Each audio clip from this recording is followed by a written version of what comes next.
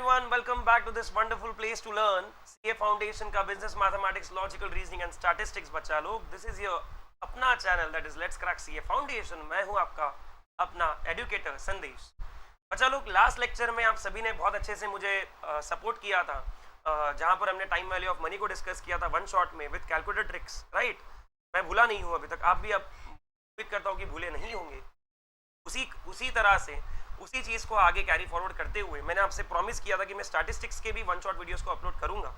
बच्चा लोग, आज का जो लेक्चर है it is based on chapter number 1 of statistics, that is statistical description of data. हम पूरे के पूरे मॉड्यूल से रन थ्रू करेंगे. जो भी इंपॉर्टेंट चीज़ें हैं मैं उसको आपको हाईलाइट करने बोलूंगा. आप सभी से रिक्वेस्ट है कि आप अपना मार्कर, हाईलाइटर और पेंसिल साथ में लेकर के बैठे और इस चैप्टर को मेरे साथ पढ़े. चैप्टर को खत्म करने से पहले कुछ एमसीक्यूज भी यहाँ पर डिस्कस करेंगे. ठीक है बच्चा लोग, so let us start with the discussion of statistical description of data. ठीक है, शुरुआत करते हैं इसकी. चलिए, इस चैप्टर में बेसिकली हमें क्या क्या देखना है पर नजर डालते हैं. सबसे पहली चीज जो हमें इसमें देखना है बच्चा लोग, it is nothing but collection of data. क्या होता है, ठीक है. उसके बाद में दो प्रकार के डेटा कौन से होते हैं, primary data, secondary data. Data को हम टेबुलर फॉर्म में कैसे प्रेजेंट करते हैं, ग्राफिकली कैसे प्रेजेंट करते हैं, ये सब चीजें आने वाले समय में हम देखेंगे. ठीक है. स्टैटिस्टिक्स एक सब्जी बनाने के जैसा है. ठीक है, हम बाजार में जाते हैं, लेटस से सबसे पहले दिमाग में आता है कि यार मैंने आज करेले की सब्जी खाना चाहिए, राइट. तो करेले की सब्जी खाना चाहिए तो दिमाग में सबसे पहले थॉट आया. फिर मैंने क्या किया, फिर मैंने घर से पैसे लिए. पैसे लेने के बाद में मैं बाजार गया. बाजार जाने के बाद में मैंने करेले को चूज करके अच्छे करेले जो है उसको मैं लेकर के आया. ठीक है. घर पे जब आया तब मम्मी को भरोसा नहीं था कि संदेश ने सही करेले लाए होंगे या नहीं. मम्मी ने उस डेटा को फिर से स्क्रूटिनी किया, उन करेलों को फिर से चेक किया कि सही है कि नहीं है. फिर उसको धोया, खाया, फिर उसको कट किया, स्लाइसेस बनाई उसकी, और उसके बाद में उसको एनालिसिस करना शुरू किया. इसका मतलब उसको पकाना शुरू किया. ठीक है. जो भी उसकी प्रोसीजर होती है खाने को पकाने की, सब्जी को पकाने की, वो प्रोसीजर पूरी की. वो सब्जी को एक बाउल में खाली किया और बाउल में खाली करने के बाद में आपके सामने लाकर रख दिया. अच्छा, अगर मैं डेटा को अच्छे तरीके से, यानी कि करेले की सब्जी को अच्छे तरीके से आपके सामने लाकर नहीं रखता तो आप बोलते हैं यार सब्जी अच्छी नहीं बनी. ठीक है. तो डेटा के स्टैटिस्टिक्स को समझने के लिए तीन चीजें होती है बच्चे. सबसे पहली चीज होती है कलेक्शन ऑफ डेटा, है ना. पहले मन में इच्छा होनी चाहिए कि क्या डेटा कलेक्ट करना है, उसके बाद में पहली चीज आती है कलेक्शन ऑफ डेटा, कि डेटा को कलेक्ट करना है. ठीक है. करेले को चूज कर लिया मैंने. दूसरी चीज उसका एनालिसिस, उसको धोया, उसको चेक किया अच्छे से, उसको काटा, अच्छे से प्रेजेंट किया. अगर मैं अलग अलग साइज के स्लाइसेस अगर काटू करेले के तो उसकी सब्जी अच्छी नहीं लगेगी, राइट. तो उसको अच्छे से क्लासिफाई किया, उसको अच्छे से रिप्रेजेंट किया. उसके बाद में उसको एनालिसिस करते समय उसको क्या किया, मैंने पका लिया. और पकाने के बाद में तीसरी चीज जो आती है, वो किसी को परोसते हैं, किसी को सर्व करते हैं सब्जी. तो बच्चा लोग वो आता है, वो खाने के बाद बोलता है यार सब्जी बहुत अच्छी बनी है. ये आ गया बच्चा लोग conclusion. So what is statistics? Statistics basically is nothing but what? It is collection of data, analysis of data and giving the inference on the data or the conclusion on the data that we have collected and analyzed. Okay बच्चा लोग, चलिए शुरू करते हैं. The modern development in the field of not only management, commerce, economics, social science, mathematics, but also in our life like public services, defense, banking, insurance sector, tourism and hospitality, police and military etc. are dependent on a particular subject known as statistics. Statistics does play a vital role in enriching a specific domain by collecting data in that field, right, analyzing the data by applying various statistical techniques and finally making the statistical conclusions about the domain. Okay, ये यहाँ पर हमको बताया गया है. उसके बाद statistics क्या करता है बच्चा लोग, डेटा को कलेक्ट करता है, उसको एनालाइज करता है और उस पर से इन्फरेंस निकालता है. ये तीन चीज. तो बच्चा लोग सभी लोग इसको अंडरलाइन कर लेंगे क्योंकि ये इंपॉर्टेंट चीज है. ठीक है, सभी लोग इसको अंडरलाइन कर लेंगे. गुड आफ्टरनून निशा. गुड आफ्टरनून बेटा. यस, वाइटल रोल प्ले करता है. उसके बाद में क्या करते हैं अपन उसको, सबसे पहली चीज होती है collecting data in that field, analysing the data, और उसके बाद में giving the inferences about the domain. ये तीन चीजें स्टैटिस्टिक्स का काम है बच्चा लोग. ठीक है. इन द प्रेजेंट वर्ल्ड, इसको नहीं भी पढ़े ये पैराग्राफ को तो चलेगा. ठीक है. अगर सपोज कर लेते किसी पॉलिटिकल पार्टी को कोई स्कीम लॉन्च करनी है ना, जैसे कि हम फ्री में स्वेटर बांटेंगे, ये बोल रहे हैं राजस्थान के पॉलिटिशियंस, हम फ्री में स्वेटर बांटेंगे. बच्चा लोग स्वेटर का तो काम ही नहीं पड़ता वहां पर, बहुत रेयरली काम पड़ता है, जहां पर बहुत ही ज्यादा टेम्परेचर होता है वहां पर स्वेटर का काम नहीं पड़ेगा, तो ये स्कीम उनकी फेल हो जाएगी। तो इसको एनालिसिस होने के लिए, इसका पता चलने के लिए कि कौन सी स्कीम हमने लॉन्च करनी चाहिए, उसके लिए स्टैटिस्टिक्स का यूज बच्चा लोग बहुत हद तक होता है। ठीक है, चलिए हिस्ट्री ऑफ स्टैटिस्टिक्स को पढ़ना चाहिए। यहाँ पर इंपॉर्टेंट ये है बच्चा लोग कि हिस्ट्री में हम क्या करते हैं, लैटिन वर्ड होता है स्टेटस, उसके बाद में इटालियन वर्ड होता है स्टैटिस्टा, इटालियन होता है pasta, pasta is Italian dish, तो इटालियन डिश होती है पास्ता और इटालियन वर्ड होता है statista. Is that clear to all of you? Is that clear to all of you? आपको पता होगा तो जर्मन लैंग्वेज में बहुत ज्यादा यूज करते हैं के का और एच का, जर्मन में it is statistic. Is that clear to all of you? और फ्रेंच में statistique. Is that clear to all of you? French में क्या हो जाता है, स्टैटिस्टिक्यू, क्योंकि फ्रेंच लैंग्वेज में क्यू का और यू का यूज बहुत ज्यादा होता है। ठीक है, इन दोज डेज, पुराने जमाने में अकबर की जो ऑटोबायोग्राफी है आईनी अकबरी, उसमें भी डेटा दिया हुआ था कि हमारे वक्त अबू फजल जो उनके नवरत्न में से एक थे, उन्होंने उसमें भी एक मेंशन किया गया था कि हमारे वक्त फसल कैसी हुआ करती थी, कितनी हुआ करती थी, कितने लोगों को कितनी फसल लगती थी, कितना ग्रेन बचा हुआ था, ये सब चीजें। और चंद्रगुप्ता मौर्य के रिंग में भी बच्चा लोग, चाणक्य जो थे, वो सब इस डेटा का मैनेजमेंट करते थे, ऐसे डेटा को संभाल करके रखते थे ताकि आने वाली जनरेशन के लिए, आने वाली पीढ़ियों की काम की रहे। ठीक है, चलिए आगे बढ़ते हैं। Definition of statistics. We may define statistics either in a singular sense or a plural sense. Statistics, when used as a plural noun, may be defined as data qualitative as well as quantitative. Plural का मतलब होता है अनेक वचन, बहुत, एक से ज्यादा, अनेक, है ना, अनेक का प्लूरल का मतलब होता है अनेक। तो जब प्लूरल की बात होती है तो क्वांटिटेटिव भी होता है बच्चा लोग डेटा, एंड क्वालिटेटिव भी होता है data. Is that clear to all of you? Quantitative भी होता है और क्वालिटेटिव डेटा भी होता है।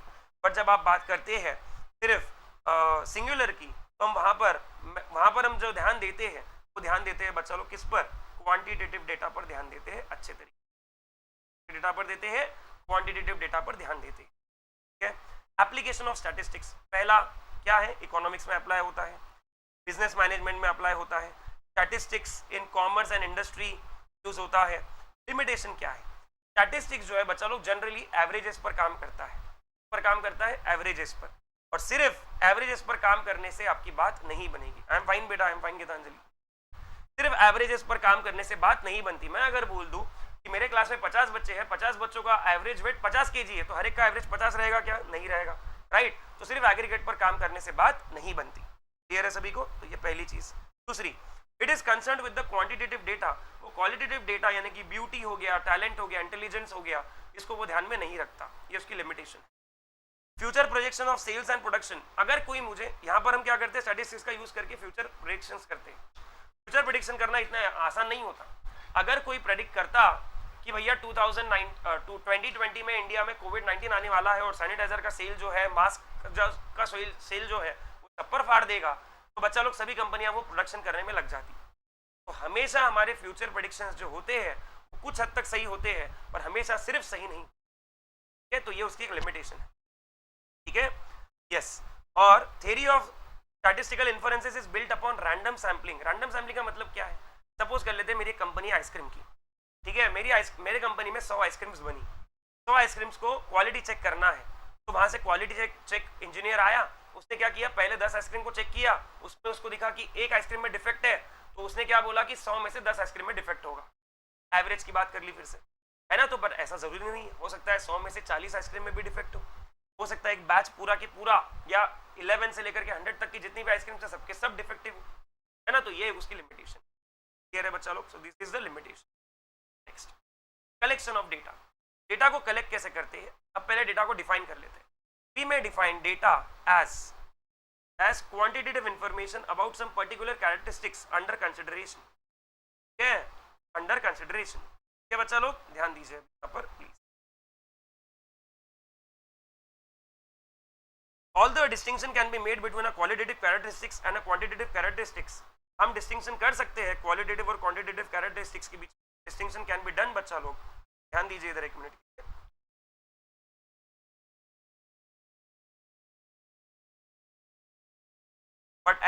But so far as statistical analysis of characteristics is concerned, we need to convert the qualitative information into a quantitative information. हम पहले qualitative information को यानी कि ब्यूटी, इंटेलिजेंस, इसके बारे में हम पढ़ेंगे जब हम कार्ल पियर्सन रैंक कोएफिशिएंट पढ़ेंगे, स्पीयरमैन्स रैंक कोरिलेशन कोएफिशिएंट पढ़ेंगे, ये सब पढ़ेंगे, तब हमको ध्यान में आएगी ये चीजें, ठीक है। चलिए, in this connection we may note that the quantitative characteristics is known as the variable, or in other words a variable is a measurable quantity. A variable is a measurable quantity. Again a variable can be either discrete or continuous. Suppose कर लेते हैं class में कुछ 10 बच्चे बैठे हुए हैं, मैं इनकी काउंटिंग कैसे करूंगा? 1 2 3 4 5 6 7 8 9 10। क्या ऐसे करूंगा 1 1.1 1.12 1.13 1.14? नहीं। जब मैं एक नंबर से दूसरे नंबर पर जंप कर रहा हूं, जैसे मैं 1 के बाद जंप कर रहा था 2 पर, 2 के बाद जंप करूंगा 3 पर, 3 के बाद जंप करूंगा 4 पर, राइट? तो इसे कहते हैं डिस्क्रीट वेरिएबल, ठीक है। और कंटिन्यूअस वेरिएबल जैसे हमारी हाइट होती है, हमारा वेट होता है, ये ग्रेजुअली बढ़ता है। कैसे बढ़ता है? ये ग्रेजुअली बढ़ता है बच्चा लोग, इट इंक्रीजेस ग्रेजुअली। तो ये हाइट और वेट जो हमारी ग्रेजुअली बढ़ती है, ये कंटिन्यूअस वेरिएबल है। कि ऐसा है कि आज मेरा वेट अगर 60 kg है तो कल सुबह नींद से उठूंगा तो 61 हो जाएगा? नहीं, तो धीरे धीरे धीरे धीरे बढ़ेगा। तो ऐसे वेरिएबल्स को कहा जाता है जो कंटिन्यूअसली इंक्रीज होते हैं, उन्हें कहा जाता है कंटिन्यूअस रैंडम वेरिएबल और continuous variables. Is that clear to all of you? चलिए आगे बढ़ते हैं। Examples of continuous variables may be provided by the height, weight, sale, profit and so on, ठीक है। और उसके बाद में डिस्क्रीट वेरिएबल के जो एग्जांपल्स है बच्चा लोग, वो उसके एग्जांपल्स है petals in the flower, the number of misprints in a book, the number of road accidents in a particular locality and so on. इस पर भी क्वेश्चन पूछते हैं। Finally, a qualitative characteristics is known as attribute. Qualitative characteristics को बोलते हैं attribute. I am an Indian, it's an attribute. ठीक है? I am a smoker, it's an attribute. I am a non-smoker, it's an attribute. समझ रहे हो? ठीक है? A gender of a baby, the nationality of a person, the color of a flower are the examples of attribute. Data can be classified into two ways. To two types. The first is primary data and the second is secondary data. Primary data क्या होता है? इससे पहले हम बात करते हैं collection of data. और कलेक्शन किसका? प्राइमरी डेटा का। डेटा को समझ लो पहले, प्राइमरी कौन सा और सेकेंडरी कौन सा। मुझे अगर करेले की सब्जी बनाना है, मैं खुद जाकर के करेले चुन करके लेकर के आ रहा हूं, राइट? तो मैं गया, मैंने कलेक्ट किया और मैं लेकर के आया, तो I am the primary person to collect it, right? खेत में गया, करेले तोड़े और मैं लेकर के आ गया, I am a primary person to collect it, right? समझ रहे हो मेरी बात? बट अगर ऐसा हुआ कि क्लास में मैंने आप सभी से मेरी हाइट, आपकी हाइट पूछी और हाइट की एक मैंने लिस्ट बना दी। हाइट की लिस्ट बनाने के बाद मैंने ये लिस्ट तेजस सर को प्रोवाइड कर दी, तेजस सर की बच्चों की हाइट की लिस्ट ये है। तो मैंने आपसे डेटा कलेक्ट किया तो वो मेरे लिए प्राइमरी हो गया, बट तेजस सर को मैंने कलेक्ट करके दिया तो इसका मतलब क्या हो गया? वो सेकेंडरी डेटा हो गया, उनके लिए वो सेकेंडरी डेटा हो गया। जो डेटा हम डायरेक्टली कहीं से ले लेते, उठा लेते, उसे हम कहते हैं बच्चा लोग कौन सा डेटा? Secondary data. Clear to all of you? ठीक है, हम न्यूज़पेपर पढ़ते हैं, it is a secondary data. हम WHO की रिपोर्ट पढ़ते हैं, सेकेंडरी डेटा, क्योंकि हमने कलेक्ट नहीं किया, कोई और गया था कलेक्ट करने, हमको सिर्फ इन्फॉर्मेशन मिल रही है, right? Clear to all of you? Collection of data plays a very important role, ये हमने अभी पढ़ लिया बच्चा लोग। Collection of primary data which can be done by 4 methods. The very first method is interview method. Interview method में क्या होता है? इसमें 3 प्रकार है बच्चा लोग। पहला है डायरेक्ट इंटरव्यू या फिर पर्सनल इंटरव्यू बोल सकते हैं, दूसरा है डायरेक्ट पर्सनल इंटरव्यू हो गया, फिर हो गया आपका इनडायरेक्ट इंटरव्यू, और तीसरा हो गया टेलीफोनिक इंटरव्यू। टेलीफोनिक इंटरव्यू का मतलब है हमसे पॉलिसी बाजार वाले फोन करके बात करते हैं, अरे भैया आपका इंश्योरेंस खत्म हो गया, इंश्योरेंस लेना है क्या, प्रीमियम बढ़ रहा है, प्रीमियम बढ़ रहा है, ये हो रहा है, वो हो रहा है। बैंक वाले फोन करते हैं, भैया लोन लीजिए, ये करिए, वो करिए। Telephonic interview. और टेलीफोनिक इंटरव्यू में सबसे ज्यादा नंबर ऑफ नॉन रिस्पॉन्सेस होते हैं बच्चा लोग, ठीक है? सबसे ज्यादा नंबर ऑफ नॉन रिस्पॉन्सेस होते हैं टेलीफोनिक इंटरव्यू में। कह रहे सभी को? Is that clear? Personal interview में क्या होता है? हमको डेटा बहुत सटीक मिलता है, डेटा बहुत अच्छा मिलता है, बट हमारा टाइम बहुत ज्यादा कंज्यूम हो जाता है। आपने नायक मूवी देखी होगी तो अनिल कपूर जी अमरीश पुरी जी का इंटरव्यू लेते हैं, that interview is called as personal interview. उसके बारे में पढ़ते हैं बच्चा लोग यहाँ पर। In personal interview the investigator meets the respondent directly and collects the required information and then and there from them.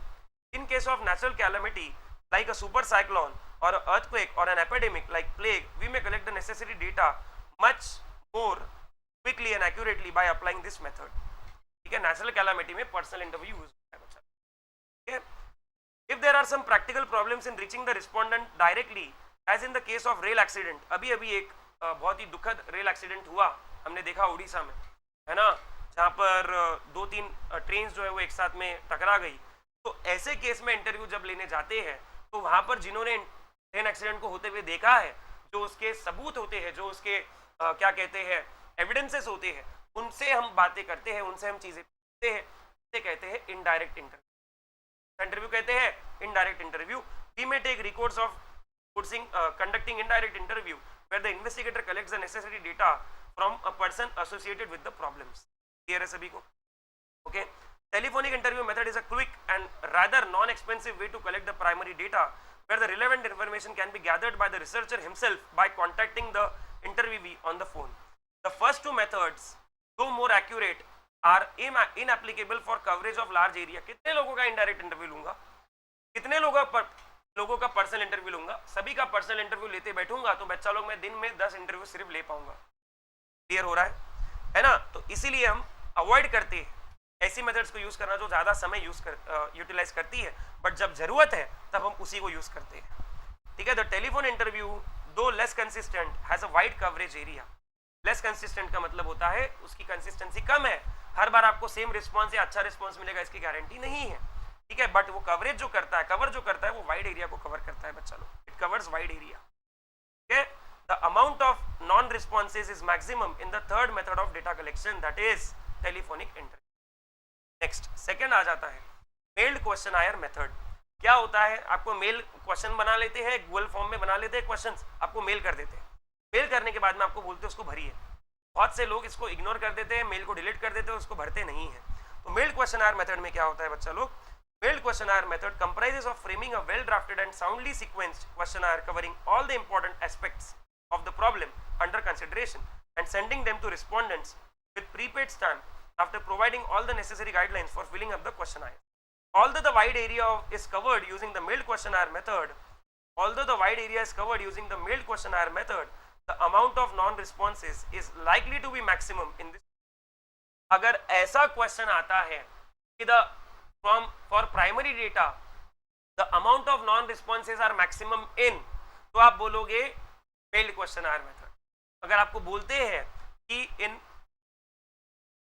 interview method the amount of non responses are maximum in, तो हम बोलेंगे बच्चा लोग क्या?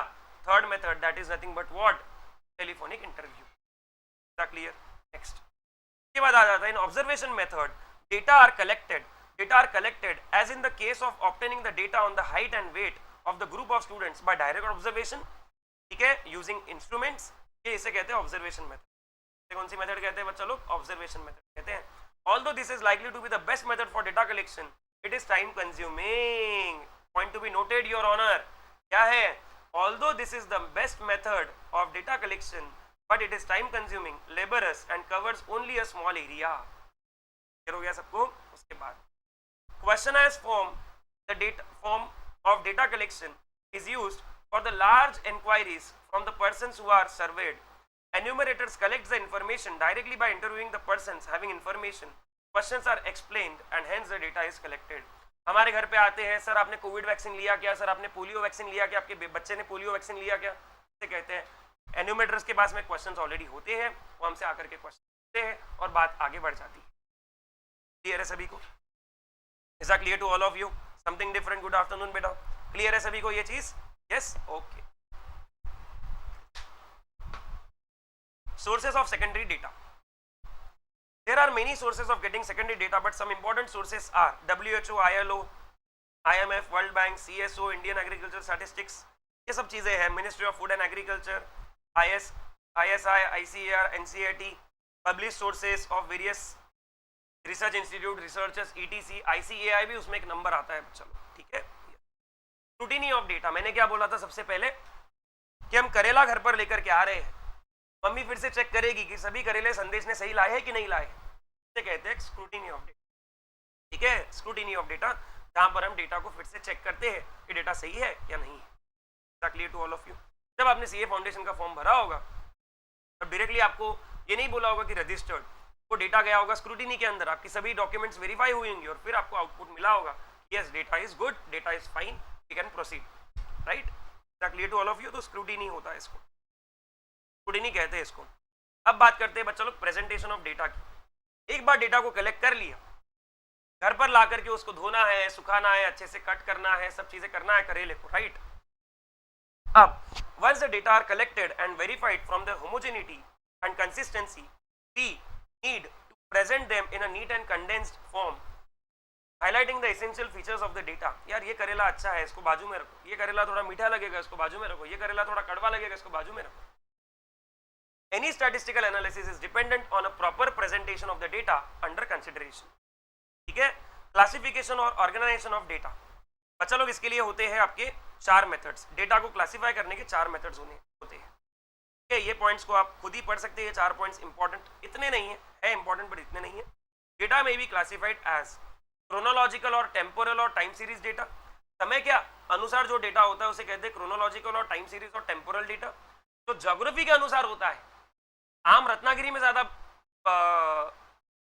उगाए जाते हैं, लगाए जाते हैं, बराबर है कि नहीं, तो हो गया ज्योग्राफिकल डेटा. क्वालिटेटिव डेटा यानी कि किसी की ब्यूटी, किसी का आईक्यू, ये सब हम चेक कर रहे हैं तो उसे क्वालिटेटिव डेटा कहते हैं. उसके बाद क्वांटिटेटिव डेटा कौन सा होता है बच्चा लोग? क्वालिटेटिव को ऑर्डिनल भी बोलते हैं और क्वांटिटेटिव को कार्डिनल भी बोलते हैं. ठीक है, क्वांटिटेटिव वो होता है जहां पर हमको क्वांटिटी पता चलती है. क्लास में कितने बच्चे 30 kg के ऊपर है तो 5 बच्चे हैं सर, तो ये क्वांटिटेटिव डेटा है. ठीक है, ओके बच्चे, चलिए आगे बढ़ते हैं. Data may be further classified as frequency data or non-frequency data. The quantitative as well as quantitative data belong to the frequency group, whereas time series data and geographical data belong to non-frequency group. क्या बोला अपन ने? ये दोनों जो ऊपर के है बच्चा लोग, ये दोनों जो है ऊपर के, एक सेकंड है बच्चा लोग, ये दोनों जो है ये फ्रीक्वेंसी ग्रुप को बिलोंग करते हैं और ये नॉन फ्रीक्वेंसी ग्रुप को बिलोंग करते हैं बच्चा लोग. क्लियर हो गया सबको? इंडिया तो आएगा, गेहूं सबसे ज्यादा उत्पादन होता है गेहूं का, तो इसमें कोई नंबर ऑफ गेहूं नहीं बताते, गेहूं का उत्पादन ज्यादा होता है ये बताते हैं, है ना. स्विट्जरलैंड सबसे ज्यादा ठंडी होती है. ठीक है, रशिया का आधा पोर्शन बर्फ है, तो सबसे ज्यादा बर्फ कहाँ है दुनिया में? तो रशिया में. ऐसा अपन बोल सकते हैं. ठीक है, फॉर एग्जाम्पल. ओके बच्चा लोग, चलिए mode of presentation of data. आप डेटा को प्रेजेंट कैसे करेंगे, उसके मोड्स क्या क्या है? पहला है टेक्सचुअल प्रेजेंटेशन, दूसरा है टैबुलर प्रेजेंटेशन और तीसरा है डायग्रामेटिक प्रेजेंटेशन. और इसमें चौथा भी है शायद, चौथा नहीं है. टेक्सचुअल, मैं आपको बोल रहा हूँ यार, उस दिन क्या हुआ, पठान मूवी में कुछ ऐसा होता है, शाहरुख खान को पहले वो किडनैप कर लेते हैं या उसको कहीं तो भी कैद करके रख लेते हैं. उसके बाद में उसकी विलन की एंट्री होती है, वो शाहरुख खान को मारने की कोशिश करता है बट शाहरुख खान हमला करता है. हमला करने के बाद में वो फिर से इंडिया में जाता है. इंडिया में जाने के बाद में वो बहुत सारी चीज़ें करता है, जॉन अब्राहम से मिलता है, उससे फाइट करता है. आखिरी में कोई एक रक्त बीज करके उनका कोई मिशन होता है, उसको फेलियर करने के बाद शाहरुख खान जॉन अब्राहम को मार देता है और उसके बाद में बच्चा लोग शाहरुख खान जीत जाता है. ये जो मैंने अभी पूरा भाषण दिया, राइट, इसको मैं अगर लिख दूं, इसे कहते हैं टेक्सचुअल प्रेजेंटेशन. क्या कहते हैं? इसे कहते हैं textual presentation of the data, जो बहुत ही बोरिंग किस्म का होता है, बहुत ही बोर्डम होता है बच्चा लोग. ये टेक्सचुअल प्रेजेंटेशन ये इंपॉर्टेंट है हमारे लिए. Textual presentation is, however, not preferred by the statisticians simply because it is dull. It is dull. Is that clear to all of you? For dull, monotonous, and comparison between observations is not possible in this method. For manifold classification, this method cannot be recommended. This method cannot be recommended. बहुत सारे comparison जब हमको करने होते हैं, ये method को हम नहीं कर सकते. The merit of this data is simplicity, and even a layman can present data by this method. The observation with the exact magnitude can be presented with the help of textual presentation. Furthermore, this type of presentation can be taken as a first step towards the other methods of the presentation. जब हम किसी चीज की report देने जाते हैं police के पास, FIR first information report जो होती है, उसमें हमसे पूछते हैं क्या क्या बोलना चाहते हो, बोलिए. फिर उस डेटा पर से कुछ ना कुछ उसका शॉर्टकट बनाते हैं, एक सार बनाते हैं और उसको एनालाइज करते हैं. समझ रहे हो? तो ये दोनों पैराग्राफ्स बच्चा लोग इसके लिए इंपॉर्टेंट है, ध्यान रखिएगा. Next, tabular presentation. This may be defined as the systematic presentation of data with the help of statistical table having a number of rows and columns and complete with reference number, title, description of rows as well as columns and footnotes if any. एक table में क्या क्या होता है बच्चा लोग, ध्यान दीजिए. एक टेबल में क्या क्या होता है मैं आपको बता देता हूँ बच्चा लोग. एक टेबल में क्या क्या होता है मैं आपको बता देता हूँ. एक सेकंड दीजिए मुझे.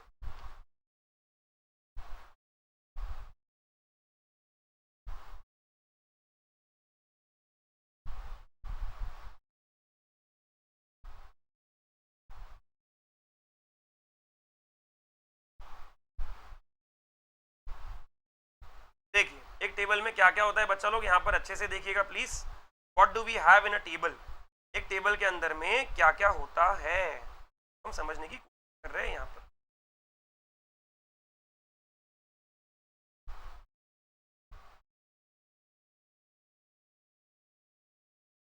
अगर आप देखेंगे इस टेबल में क्या क्या दिया हुआ है बच्चा लोग, तो please pay attention all of you. इस टेबल में क्या क्या दिया है अच्छे से ध्यान दीजिए। इस टेबल में टेबल का नंबर दिया है, टाइटल दिया है, के बाद में हेड नोट इफ एनी। जो राइट साइड है ऑफ द टेबल उसे जहां पर आपकी रो की एंट्रीज होती है उसे कहते हैं स्टब। जो कॉलम की हेडिंग है उसे कहते हैं कैप्शन, ठीक है। जो सब हेडिंग है उसे कहते हैं कॉलम हेड, ठीक है। उसे क्या कहते हैं बच्चा लोग, कॉलम हेड कहते हैं, ठीक है। यहाँ पर आ जाते हैं, ठीक है। ये जो है ये अंदर जहां पर डेटा होता है एक्चुअल में प्रेजेंट, इसे कहते हैं बच्चा लोग, एक सेकंड रुकिएगा।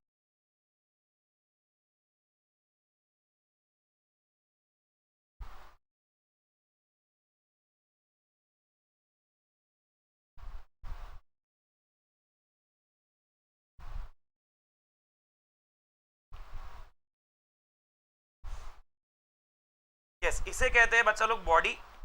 इसे क्या कहते हैं, इसे कहा जाता है बच्चा लोग बॉडी। इसे कहा जाता है स्टब, इसे कहा जाता है caption.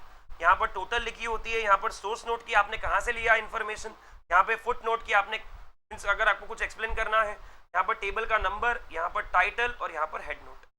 Is that clear to all of you. Caption इधर, यानी हम इसको अगर याद करना है तो कैप्शन कॉलम के लिए है और स्टब रो के लिए। Is that clear to all of you. सबको क्लियर हो गया ये सीसी एंड एसआर, इसको अपन ऐसा याद कर सकते हैं। ओके बच्चा लोग, चलिए बढ़ते हैं आगे, प्रोसीड करते हैं। क्यों टेबुलर प्रेजेंटेशन इजी है, it facilitates comparison between two rows and columns. Complicated data can also be presented using tabulation. It is a must for diagrammatic representation. Without tabulation, statistical analysis of data is not possible.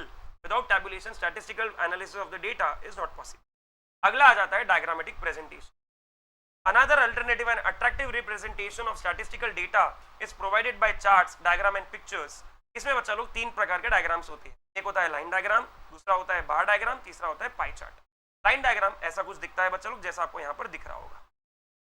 कहाँ गया कहाँ गया कहाँ गया, इसे कहते हैं line diagram. इसे क्या कहते हैं, लाइन डायग्राम कहते हैं, ठीक है। इसको बनाना कोई बड़ी बात नहीं है।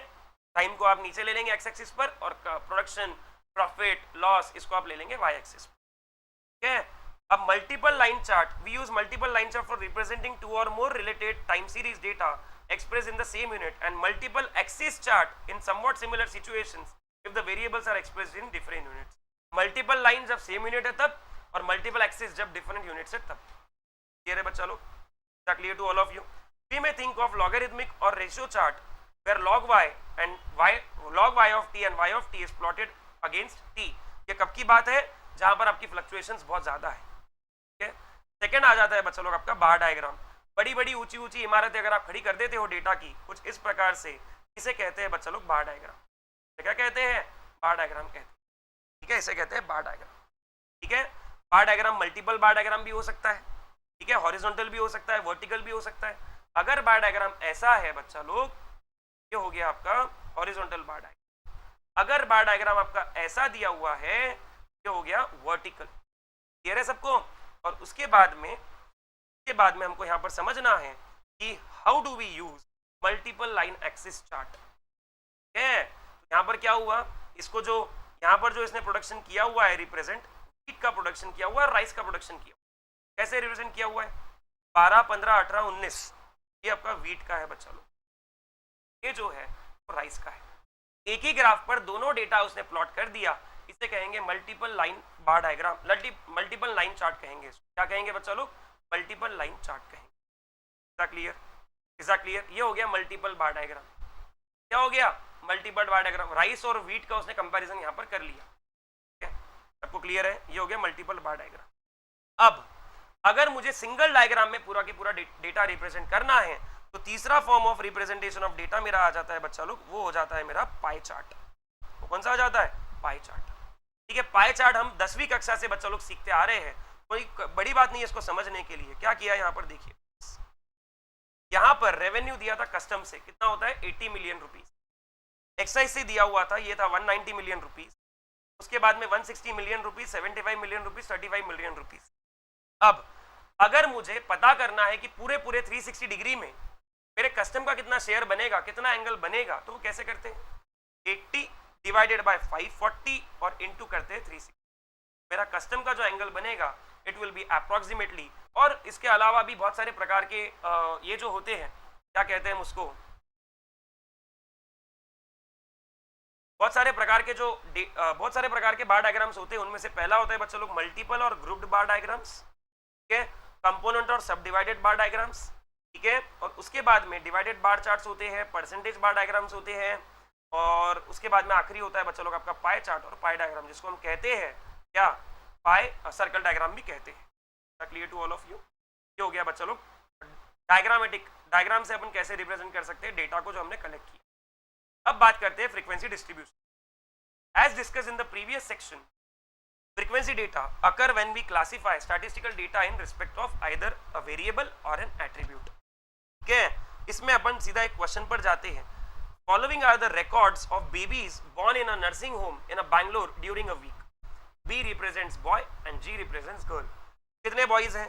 1 2 3 4 5 6 7 8 9 10 11 12 13 14 15 16। तो बॉयज कितने हैं बच्चा लोग? 16, और गर्ल्स कितनी है बच्चा लोग? 14। ऑब्वियसली 30 बच्चे हैं टोटल, तो 14 हो जाए। क्लियर है? इसी डेटा को इन्होंने एक फ्रीक्वेंसी डिस्ट्रीब्यूशन बना करके यहाँ रिप्रेजेंट किया होगा, इसे कहते हैं frequency distribution of the data. Clear हो गया आपको? फ्रीक्वेंसी यानी number of times that thing is occurring, number of time that thing is occurring, it is called as frequency of the data. ठीक है, is that clear to all of you? ठीक है बच्चा लोग, अब यहाँ पर दिया हुआ है a review of first 30 pages of a statistics book reveals the following printing mistakes 01332560104111। अब मैं बताता हूँ जीरो कितनी बार है। देखिए 1 2 3 4 5, zero mistakes are for 5 time. 1 mistake कितनी बार है? 1 2 3 4 5। के बाद 2 mistakes 1 2 3 4 5 6, 2 mistakes are for 6 times. 3 mistakes कितनी बार है बच्चा लोग? 3 मिस्टेक्स 1 2 3 4 5 6, 6 बार है। 4 मिस्टेक्स कितनी बार है बच्चा लोग? 4 मिस्टेक्स मुझे बताइए जल्दी से। 1 2 3 4। और 5 मिस्टेक्स कितनी बार है? 6 मिस्टेक्स कितनी बार है? जल्दी से बताइए फटाफट। 5 मिस्टेक 1 2 2 बार है, और 6 मिस्टेक है बच्चा लोग 1 बार, 2 बार सॉरी। तो यहाँ पर हमको दिख रहा है बच्चा लोग मिस्टेक जो हुई है तो हम यहाँ पर देख रहे हैं।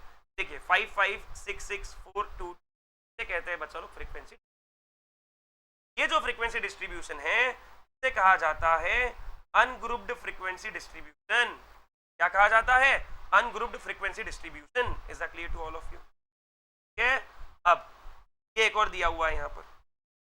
अब देखिए यहाँ पर जो दिख रहा है 44 से 48, 49 से 53, 54 से 58, 59 से 63, ऐसे जो अलग अलग यहाँ पर जो क्लासेस बने हुए हैं बच्चा लोग, इसको हम कहते हैं ग्रुप्स। ठीक है, और ऐसे डिस्ट्रीब्यूशन को कहा जाता है ग्रुप्ड फ्रीक्वेंसी डिस्ट्रीब्यूशन। क्या कहा जाता है बच्चा लोग? Group frequency distribution. ये चैप्टर जो है ये बहुत इंपॉर्टेंट है, क्योंकि आपके सीए फाउंडेशन में 7 मार्क्स के लिए आता है बच्चा लोग, 7 मार्क के लिए पूछा जाता है। क्लियर है बच्चा लोग? Is that clear to all of you? सबको क्लियर है ये? ओके बच्चा लोग, अब बात करते हैं इसके बारे में कुछ चीजों की। क्लास लिमिट क्या होती है? ठीक है, अब देखिए यहां पर एक क्लास को हम पकड़ लेते हैं। ये पकड़ लिया मैंने 44 से 48, ये हो गया मेरा लोअर क्लास लिमिट, और ये हो जाता है अपर क्लास लिमिट। ठीक है, 2 लिमिट्स आ गई, lower class limit and upper class limit. Is that clear to all of you? Is that clear to all of you? Lower limit is called as lower class limit and upper limit is called as upper class limit. ये बच्चा लोग सबको clear है ये? चलिए, class boundary क्या होता है? अगर आपका डेटा कंटिन्यूअस नहीं है, class boundary may be defined as the actual class limit of the class interval for overlapping classification or mutually exclusive classification that excludes the upper class limit like 10 20। अब 10 to 20 है, फिर 20 से 30 है, 30 से 40 है, इसमें अपर लिमिट को छोड़ देना पड़ता है। अपर लिमिट 10 to 20 में इंक्लूड नहीं होगी, वो 20 to 30 में इंक्लूड होगी बच्चा लोग। कह रहे हैं the class boundaries coincide with the class limits। This is actually done for a continuous variable। But in case of discrete variable क्या होता है, जैसे कि अगर मुझे दे दिया 0 से 9, फिर 10 से 19, क्या करते हैं, लोअर क्लास लिमिट में से 0.5 को माइनस करते हैं। ये हो जाएगा आपका, कितना हो जाएगा बच्चा लोग यहाँ पर, यहाँ तो माइनस नहीं कर सकते क्योंकि नेगेटिव में चला जाएगा, और अपर क्लास लिमिट में 0.5 को ऐड करते हैं। ठीक है, तो ये 1 से अगर मैं पकड़ू ये हो जाएगा 0.5 से लेकर के 9.5, फिर 10 से मैं 0.5 को माइनस करूंगा तो 9.5 से लेकर के 19.5, फिर 19.5 से लेकर के जो भी मुझे करना होगा 29.5, ऐसी चीज आपकी चलती जाए। इस केस में क्लास बाउंड्री क्या होती है, this is your lower class boundary, this is your upper class boundary. पहले आप गिवन डेटा को कंटिन्यूअस बनाएंगे, ओवरलैपिंग बनाएंगे, और उसके बाद में बनाने के बाद में जो लोअर क्लास लिमिट और अपर क्लास लिमिट है वही आपकी क्लास बाउंड्री रहेगी, लोअर क्लास बाउंड्री और अपर क्लास बाउंड्री रिस्पेक्टिवली। ठीक है बच्चा लोग, तो 44 वाले केस में देखो क्या बनी lower class boundary. Lower class boundary कैसे बनी, LCB इक्वल्स टू 44 माइनस 0.5, वो बन चुका मेरा कितना 43.5, और मेरी जो अपर क्लास बाउंड्री बनी होगी बच्चा लोग वो कितनी बनी है, देखिए अपर क्लास बाउंड्री जो मेरी बनी है it is 48 plus 0.5, it is 48. Clear है बच्चा लोग, clear to all of you, yes. Then उसके बाद आ जाता है मिड पॉइंट और क्लास मार्क और मिड वैल्यू, मिड पॉइंट और मिड वैल्यू और क्लास मार्क। अब ये कैसे निकलता है, ये निकलता है upper class boundary plus lower class boundary upon 2 and upper class limit plus lower class limit upon 2। तो 44 और 48 था, तो कैसे निकलेगा 44 प्लस 48 अपॉन 2, ये आ जाएगा आपका 92 अपॉन 2, आपका आंसर आ जाएगा 46। ये आपकी क्या है, ये क्या है बच्चा लोग, ये है आपकी क्लास मार्क, मिड वैल्यू या फिर मिड पॉइंट। उसके बाद विड्थ और the size of the class, पहले डेटा को कंटिन्यूअस बनाएंगे, मैं बोल सकता हूं width is nothing but upper class boundary minus lower class boundary. हमारे केस में 43.5 was lower class boundary and upper class boundary was 48.5। तो बच्चा लोग मेरा जो विड्थ है it is nothing but 48.5 minus 43.5, width हो जाएगा मेरा 5। यहाँ पर देखिए आपको विड्थ 5। क्लियर है, clear to all of you, सबको क्लियर है बच्चा लोग ये। Now what is cumulative frequency, इसमें दो प्रकार होते हैं, ये 10वीं कक्षा में हम पढ़े हैं, इसमें दो प्रकार होते हैं, वो दो प्रकार को जानते हैं अच्छे से। इसी डेटा को मैं कंटिन्यूअस बना करके यहां पर लिखता हूं बच्चा लोग, कहां गया वो डेटा, कहां गया कहां गया कहां गया, हाँ ये डेटा को मैं यहीं पर थोड़ा सा सिंप्लीफाई करने की कोशिश करता हूं, just a second guys.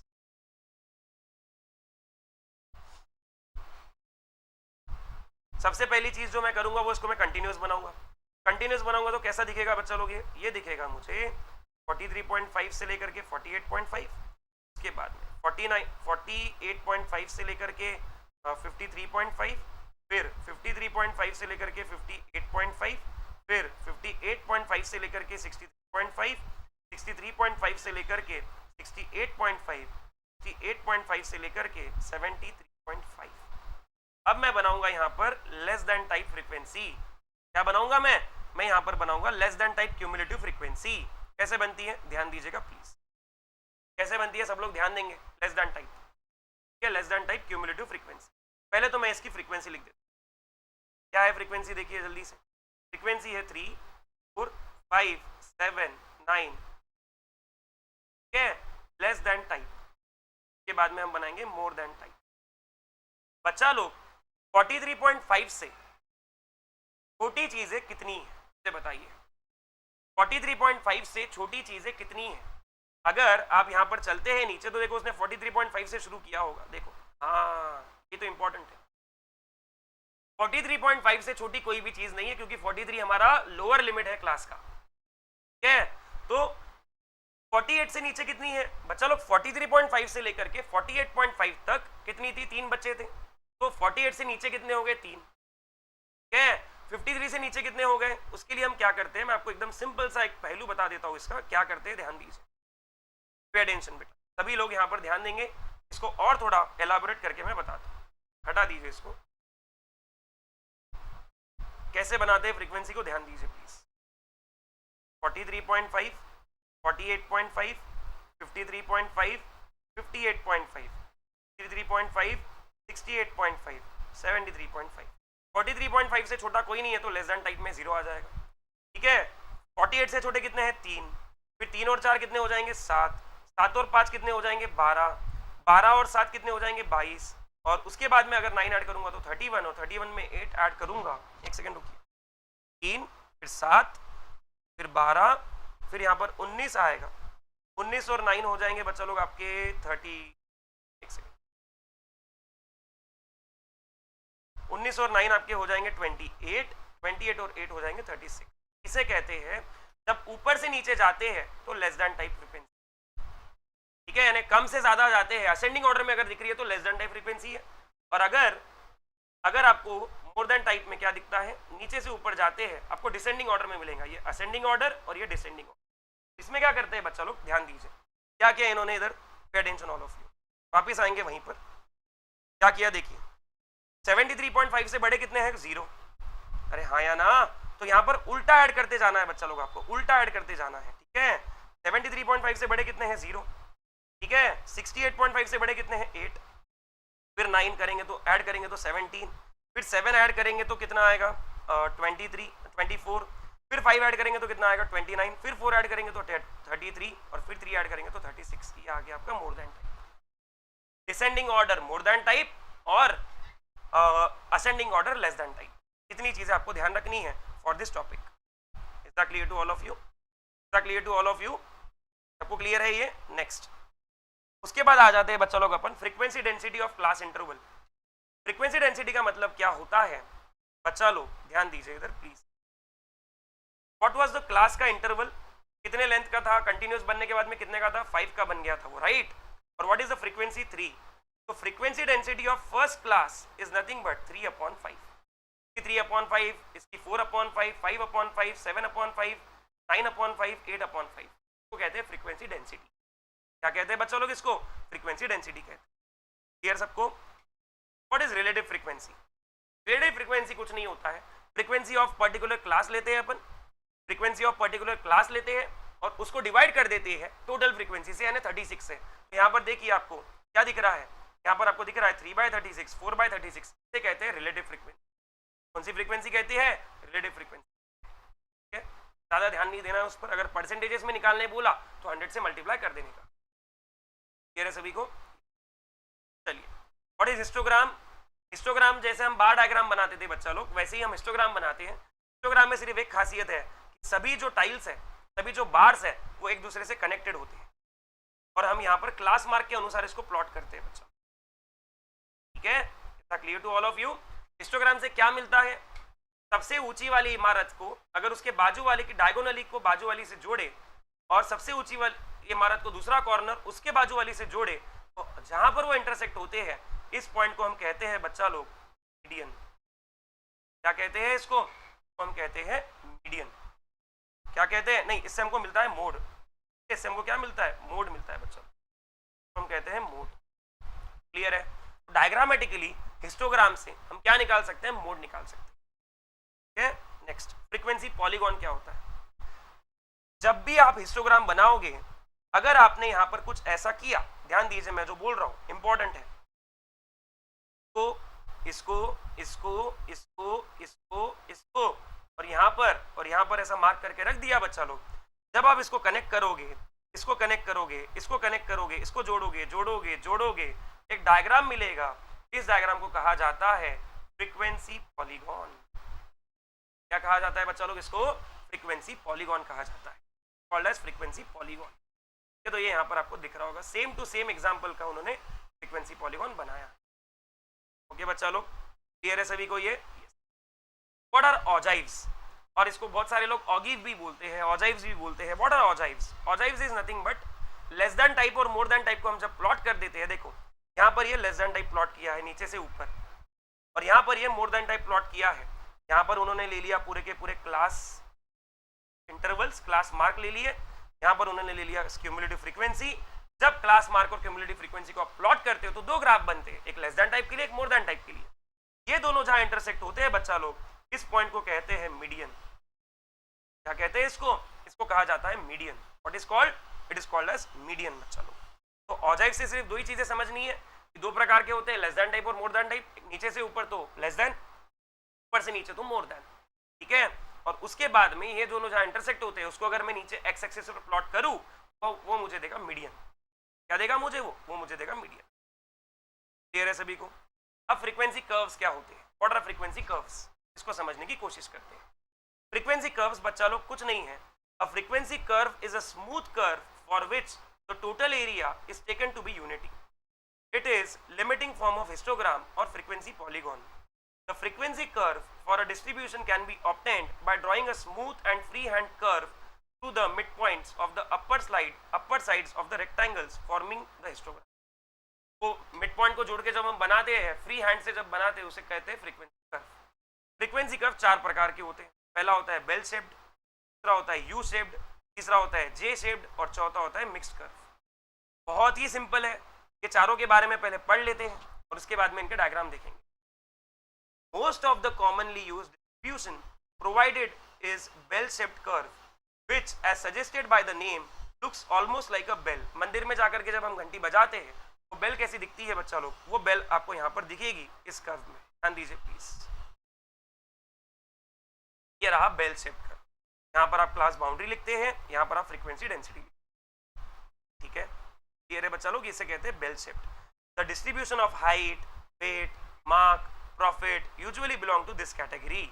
On a bell shaped curve, the frequency starting from the rather low value gradually reaches the maximum value somewhere near the central part and then gradually decreases and reaches the lowest value. Gradually चीजें बढ़ती है और फिर घटती है, ठीक है। इसे कहते हैं बेल शेप्ड कर्व। ये बच्चा लोग हो गया बेल शेप्ड। के बाद next, for U-shaped curve, the frequency is minimum near the central value and frequency slowly but steadily reaches its maximum at the two extremes.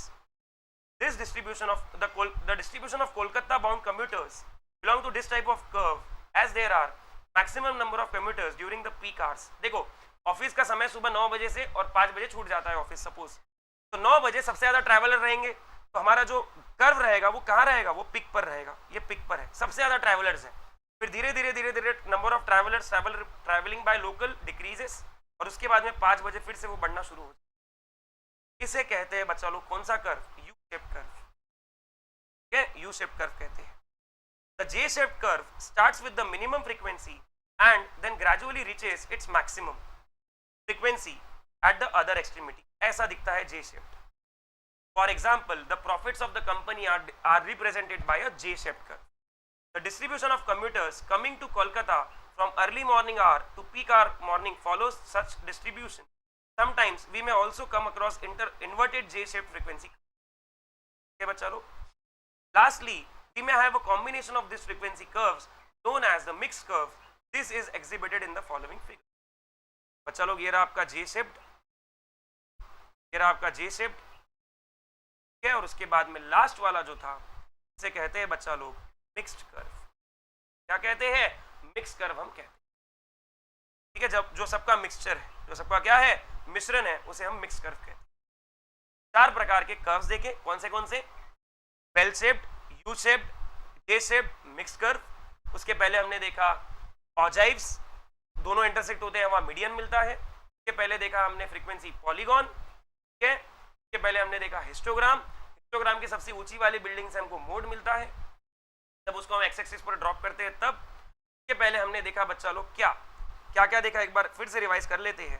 हमने फ्रीक्वेंसी के बारे में बहुत सारी चीजें सीखी, ठीक है, कि फ्रीक्वेंसी, रिलेटिव फ्रीक्वेंसी क्या होती है, परसेंटेज फ्रीक्वेंसी क्या होती है, फ्रीक्वेंसी डेंसिटी क्या होती है, लेस देन टाइप क्या होता है, मोर देन टाइप क्या होता है, लोअर क्लास बाउंड्री क्या होती है, अपर क्लास बाउंड्री क्या होती है, लोअर क्लास लिमिट क्या होती है, अपर क्लास लिमिट क्या होती है, मिड पॉइंट क्या होता है, क्लास मार्क क्या होता है या मिड वैल्यू क्या होती है। एंड फिर अपन ने देखा स्टार्टिंग में बच्चा लोग हमने डेटा को कैसे डिस्ट्रीब्यूट करा, अनग्रुप तरीके से कैसे किया और ग्रुप्ड तरीके से कैसे किया, ये चीज हमने देखी आज के क्लास में, ठीक है। फिर डेटा को कलेक्ट कैसे करते हैं, प्रेजेंट कैसे करते हैं, प्रेजेंट के लिए पाई चार्ट है, बार डायग्राम है, मल्टीपल लाइन डायग्राम है, लॉगरिथमिक लाइन चार्ट है ना, मल्टीपल एक्सिस लाइन चार्ट है, जब रेंजेस अलग अलग होती है तब। के बाद में हमने उसके पहले देखा क्या, बार डायग्राम के बारे में, पाई चार्ट के बारे में और हिस्टोग्राम के बारे में। के बाद में हमने देखा था बच्चा लोग टैबुलेशन, टेक्सचुअल और डायग्रामेटिक में, वो 3 चीजें।